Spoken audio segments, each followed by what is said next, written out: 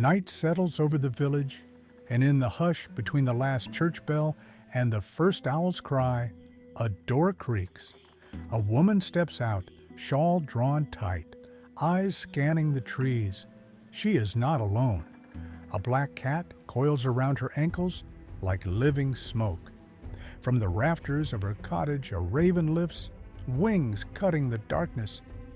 In the grass, a toad waits with its eyes like molten coins. And somewhere, just beyond sight, a shape darker than the night itself moves. Not beast, not human, but a shadow that whispers. For centuries, stories like this were told in frightened whispers. Witches, the people said, never walked alone.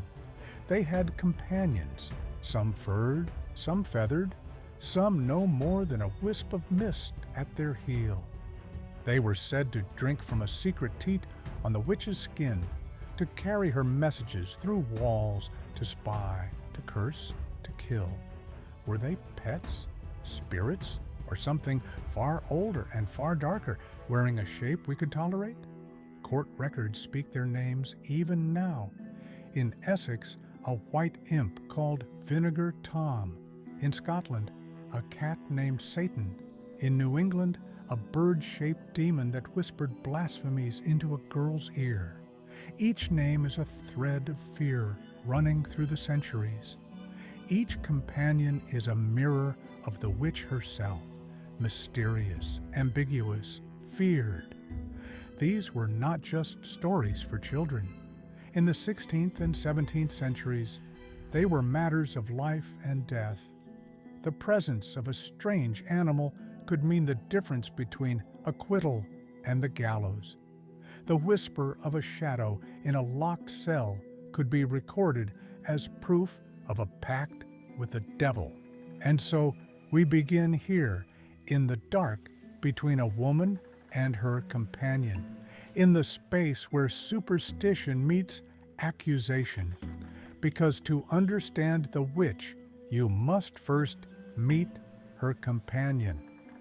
The centuries that gave rise to the idea of the familiar spirit were already steeped in fear. Between the 15th and 17th centuries, Europe was a land unsettled. Famine stalked the fields, plague thinned the villages, and war churned through kingdoms like a relentless tide. When crops failed, when cattle sickened, when infants wasted away, someone had to bear the blame. And in the eyes of both church and crown, that someone was the witch. It was in this age that demonology began to bloom as a discipline. Scholars, priests, and self-proclaimed experts tried to systematize the devil's kingdom just as kings and emperors ordered their own. They wrote manuals, vast, forbidding books filled with rules, warnings, and lurid detail. And these texts spread like wildfire through courts and pulpits. Theologians insisted that witchcraft was not mere superstition, but organized heresy, a pact with Satan himself.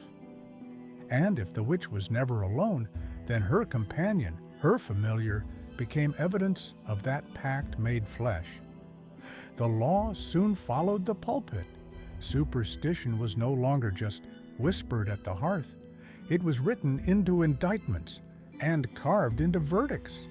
A woman seen feeding a stray cat could be accused of nourishing her demon. A mark on the skin, a blemish, a mole, could be declared a hidden teat where a familiar suckled. In these moments, folklore became weaponized, superstition hardened into prosecution.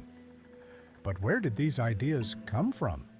Long before the courts called them demonic, folklore remembered them differently. In Celtic tales, household spirits, brownies, hobgoblins, fair folk, aided families, mending shoes or guarding barns. In Norse traditions, a fylgja, or spirit animal, followed a person as a reflection of their fate. In Slavic villages, domovoi and rusalki whispered through stories as guardians or tricksters. These beings were not yet demons, they were ambiguous companions, part blessing, part danger. When Christianity spread across Europe, the boundary blurred. What had once been a fairy helper, a spirit guide, or even a beloved pet, took on a darker shade under the eyes of the church.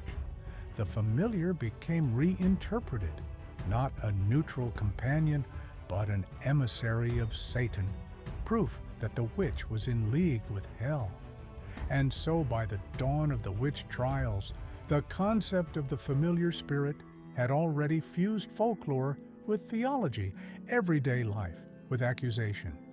What was once a shadow at the edge of the firelight was now an entry in court records, a reason to hang or burn. What, then, is a familiar spirit? In the grim language of witch hunters, it sounds clinical, almost legal. But the idea is far older, woven through Europe's oldest stories. In the shadowed halls of Celtic myth, there were guardian beings called fetches, animal doubles that mirrored a person's fate. Norse sagas spoke of the fylgja, a spirit animal that followed warriors into battle or women into childbirth, a living emblem of their destiny. Slavic villagers left offerings for domovoi, the hearth spirits who guarded the home. None of these were demons in the Christian sense. They were guides, protectors, and sometimes tricksters, liminal presences in a world where the human and the unseen still mingled. But when the church's theology spread, these ambiguous helpers began to darken. What had been a household protector became an imp. What had been a spirit double became a familiar. Christian demonologists reinterpreted the old tales through a single lens. Any spirit not from God must be from the devil. In court records across England and Scotland, the word familiar appears like a red thread, meaning not a friend, but a fiend, a living token of the witch's pact. Descriptions from the period reveal a dizzying variety. Some familiars were said to take the shape of ordinary animals, black cats curling around a witch's ankles, toads with glistening eyes sitting on her doorstep, dogs, ferrets, birds with unearthly plumage. Others were described as spectral forms, visible only to the witch, shadow children, smoky figures, little men no bigger than a thumb who whispered names of herbs and poisons. Still others were pure imps, miniature humanoids with claws, wings, or bright red caps, creeping from hidden boxes or teats to do their mistress's bidding. And always the confessions returned to the same grisly detail, the exchange of blood. Witch hunters insisted the familiar fed from a hidden teat on the witch's body, a devil's mark pricked to prove guilt. The spirit would, in turn, grant her powers, the ability to curse, to sicken, to see what was hidden. Whether these were genuine beliefs, fevered dreams, or inventions under torture hardly mattered. In the imagination of early modern Europe, the familiar spirit had shifted from helper to parasite, from guardian to living proof of damnation. They fed from the witch's blood, or so the confession said. But were these creatures servants of the witch, or was the witch serving them? To find the answer, we have to step closer to the animals themselves, those shapes that slink at the edge of candlelight. No image is more iconic than the black cat. In much of Europe before Christianity, the cat was a liminal creature, sacred to goddesses of fertility, cunning, and the hearth. In Norse legend, Freya's chariot was drawn by giant cats. Farmers prized them as protectors of grain from mice. But by the 14th century, the church had recast the cat as sinister, linking it to night, independence, and sexuality. To own a black cat in a village trembling with suspicion could be a death sentence. When Matthew Hopkins, the self-styled witchfinder general, drew up lists of familiars in Essex, cats named Vinegar Tom and Holt were among the most damning evidence. Then came the toad, a humble creature of damp places and thresholds. Medieval bestiaries called it venomous, a drinker of poison. In the lore of witchcraft, toads became living vessels of spells, fed on milk, kept in secret boxes, their skins steeped for charms. Some trials record witches accused of baptizing their toads in parody of Christian rites, giving them unholy names, and sending them forth to blight cattle or spoil ale. And above them all, the raven or crow, black-feathered, bright-eyed, a bird of omens. In Celtic and Norse myth, they were messengers of gods and choosers of the slain. In early modern Europe, they became spies of witches, winged carriers of curses, flying where their mistresses could not. In New England testimonies, invisible birds pecked at victims or whispered blasphemies. The court scribes dutifully wrote it down as fact. Each of these animals had deep symbolic roots long before witchcraft trials. Cat as independence and mystery, toad as hidden poison, raven as otherworldly knowledge. But in the fear-soaked atmosphere of the 16th and 17th centuries, those symbols turned lethal. What had once been companion or omen became evidence. A cat at your hearth, a toad at your threshold, a crow on your roof could now be read as a sign that you were not alone in the night. But not all familiars had fur or feathers. Some were strangers still, invisible companions, thumb-sized imps, or shadows no one else could see. In court records, they are sketched as if the scribes themselves could barely imagine them. A thing like a child without a head, a brown imp no bigger than a rat, a shadow with wings. These were the spirits that slipped through cracks in the visible world and fastened themselves to a witch like a second soul. Pamphlets of the time speak of witches who kept their imps hidden in jars or boxes lined with wool, feeding them drops of blood or milk. These beings would scuttle out at night to harm a neighbor's crops, blight a cow, or carry messages too dangerous to send by human hand. They might whisper forbidden recipes in the witch's ear, fetch objects, or shield her from discovery.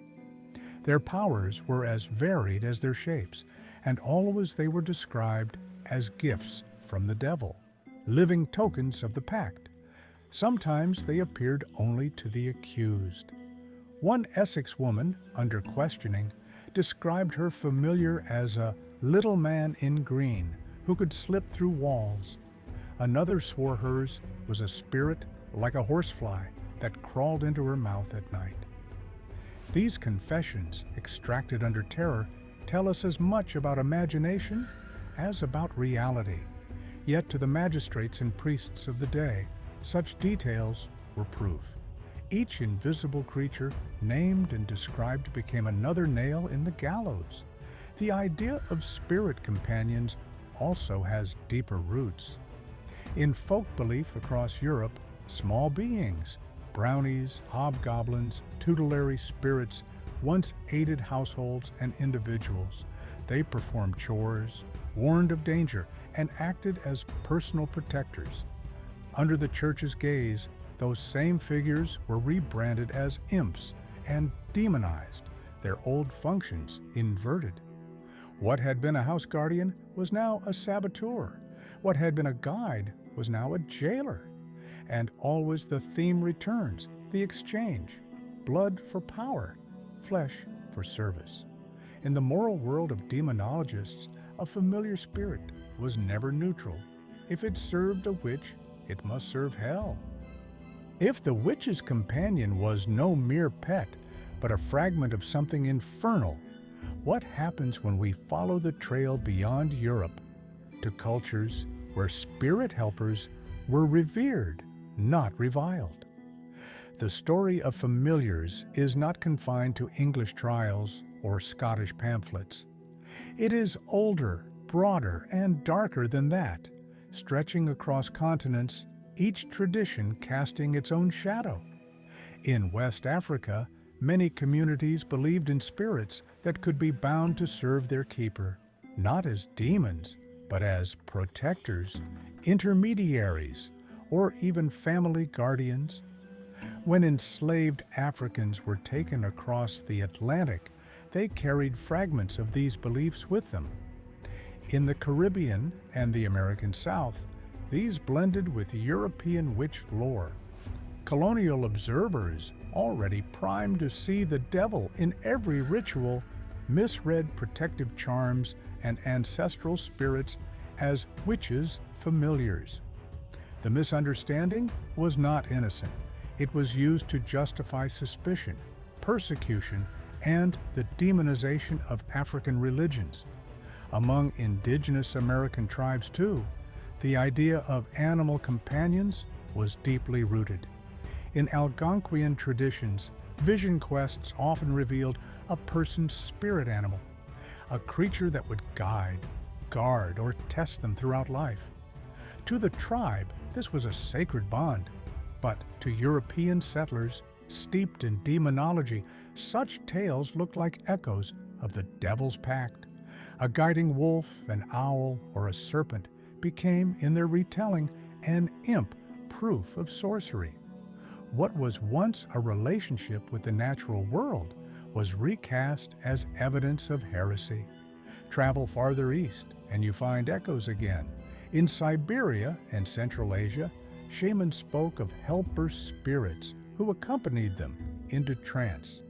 These might take the form of animals, birds, or half-human beings, aiding the shaman in healing, divination, or travel to the underworld.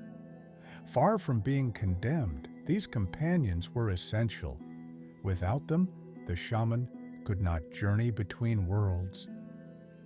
Yet when Christian missionaries recorded these practices, they folded them into their demonological framework, labeling every spirit guide as diabolical. Even in India and Tibet, tantric traditions spoke of dakinis, sky spirits, sometimes benevolent, sometimes ferocious, who attended adepts and guided them through dangerous rites. Though not familiars in the European sense, they show how widespread the idea was, the notion of an otherworldly companion, part ally, part test. What we see in these traditions is a mirror image of Europe's fear, where one culture saw guardian spirits, another saw evidence of damnation. Where one saw ancestral guides, another saw diabolic imps. The familiar is a universal figure, but whether it is sacred or accursed depends on who tells the story. And yet, once the idea entered the courts of Europe, it was stripped of mystery and turned into evidence. Familiars were no longer guides or protectors, but damning proof. And sometimes they stood trial beside their witches. The records of the great witch hunts are littered with strange testimonies. In England, during the Essex trials of the 1640s, women confessed under pressure that they kept imps with peculiar names: Pyewacket, Vinegar Tom, Saki, and Sugar. These names sound almost playful to modern ears, but to magistrates they were deadly serious. Each was written down, catalogued, and presented as proof that the accused woman had entered into a pact with something unholy. The mere act of naming was enough to condemn. In Scotland, interrogations often turned toward the body itself. Witch prickers searched for the witch's mark, a mole or blemish believed to be a secret teat where the familiar drank blood. If a pin could be driven into the mark without pain, it was said to prove guilt. Women were stripped, examined, humiliated. Their bodies became maps of accusation, every scar a potential feeding place for a demon companion. In continental Europe, things grew darker still. In Würzburg and Bamberg, mass trials in the 1620s and 30s recorded hundreds of confessions. People claimed their familiars came in the shapes of cats, hares, even spectral children. Under torture, they described these creatures feeding from them, whispering secrets, or demanding obedience. Once such a confession was spoken, there was no escape. The logic was circular. Denial proved stubbornness. Confession proved guilt. Across the Atlantic in Salem, Massachusetts, echoes of the same pattern appear. Children claim to see spectral birds sent by witches to torment them, pecking at their skin and whispering blasphemies in their ears. The courts accepted these visions as evidence. In this way, even an invisible familiar, a creature seen only in dreams or hysteria, could seal a death sentence. Familiars were sometimes punished alongside their mistresses. There are records of cats, dogs, and even livestock executed, hanged or burned because they were believed to be demonic allies. In one English case, a toad was discovered in a woman's cottage and immediately declared her familiar. The toad was killed, its body burned, its ashes cast into the wind. The line between animal and spirit blurred until both were swallowed by suspicion. These trials reveal something chilling: how folklore, once fluid and ambiguous, became weaponized in court. A pet became a pact, a blemish became a contract, a dream became testimony.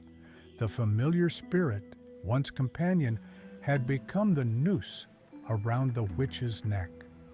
And yet, beneath the surface of law and confession, the familiar was more than evidence. It was a symbol, a reflection of power, fear, and the secret societies could not speak aloud. Look closely at the trial records, and you see a pattern. The accused were often healers, midwives, widows, or women who stood a little apart from the structures of power.